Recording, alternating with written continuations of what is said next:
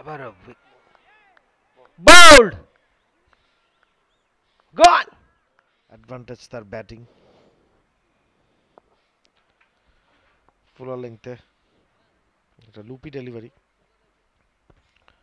Straight ব্যাটে খেলেছেন নিক ক্যালি। 122 নট আউট ফ্রম 205 বলস। আসছেন নাইম, এবার কিন্তু একটা বিউটিফুল ডেলিভারি, ব্যাকফুটে গিয়েছিলেন নিক ক্যালি, যেটা তার স্ট্রং পয়েন্ট বলছিলাম। তার বলটা শেষ মুহূর্তে বাউন্স আদায় করে নিয়েছে, টার্ন পেয়েছে, সেখানে পুরোপুরি পরাস্ত হয়েছেন নিক ক্যালি।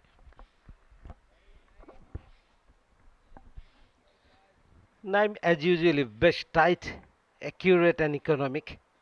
উইকেট টেকিং অ্যাবিলিটিটা বাড়াতে হবে। আবারও বোল্ড গন। পাঠাও চলো দেশি ভাইবে, চলবে 14 থেকে 31 মে পর্যন্ত। আর্লি ব্রেক থ্রু বাংলাদেশের নাইমের হাত ধরে দ্য বিগ ফিশ নিক ক্যালি গন অন 22। খানিকটা সফট ডিসমিসাল কিনা আমরা দেখে নিচ্ছি।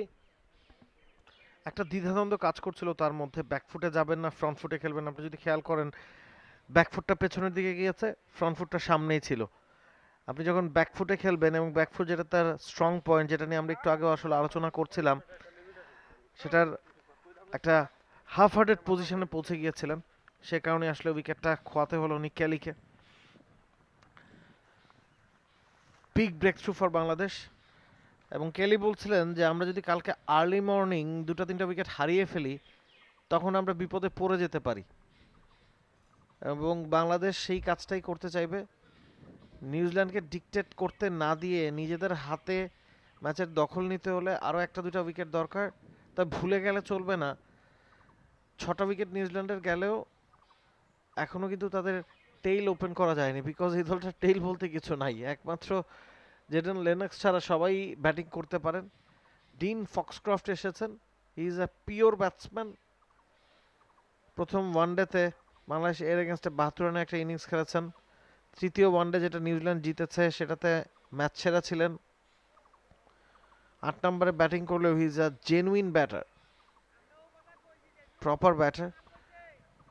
নিজের কাউন্টি দলের হয়ে 3-4 ব্যাটিং করে থাকেন।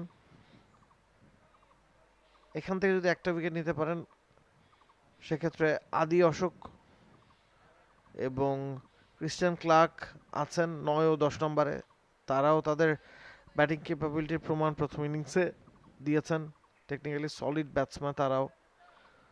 32টা ম্যাচ, 799 রান, 32 তার গড়। 8 নম্বরে নেমেছেন ফক্সক্রফট, এবং ফার্স্ট ইনিংসে ফক্সক্রফট এবং হে দুজনে মিলে 98 রান একটা পার্টনারশিপ করেছিলেন। মানুষ নিশ্চিতভাবেই চাইবে এই ইনিংসে সেটার রেপ্লিকেট যাতে না হয়। আমরা আরও একবার দেখলাম নাইমের বলটা কিভাবে টার্ন করে ভেতরে ঢুকেছে, এবং নিক Kelly front foot back foot দুটোর একটা মাঝখানে পড়ে নিজের উইকেটটা দিয়ে আসলেন। আমরা ভ্যারিয়েশনের কথা বলি, এবং দেখেন বাঁহাতির জন্য রেগুলার অফ ব্রেকটা বেরিয়ে যাওয়ার কথা, এটা কিন্তু ভেতরের দিকে নিয়ে এসেছিলেন তিনি, type of doosra, and it works for Naim Hasan and for Bangladesh. Wonderful delivery. আমরা জানতাম ডে 3 ডে 4 এই পিচেও সিলেটের মতো স্পোর্টিং সিমার্স ফ্রেন্ডলি উইকেটেও স্পিনাররা কিছু পারচেজ পাবেন, সেই রকমই একটা ডিসপ্লে। এবং নিক কেলির মতো বড় উইকেট আর্লি মর্নিং তুলে নিতে পারার ফলে খানিকটা স্বস্তি ডেফিনেটলি বাংলাদেশ শিবিরে। গ্লান্স ফাঁকা জায়গা দিয়ে একাধিক রান আছে, বাউন্ডারি সেভ করার চেষ্টা করবেন ফিল্ডার, কিন্তু পারলেন না। ইউজফুল 4 রানস, দিনের প্রথম বাউন্ডারি স্কোরিং শট নিউজিল্যান্ড এ দলের জন্য। 229 6 উইকেটে 70 ওভার শেষে।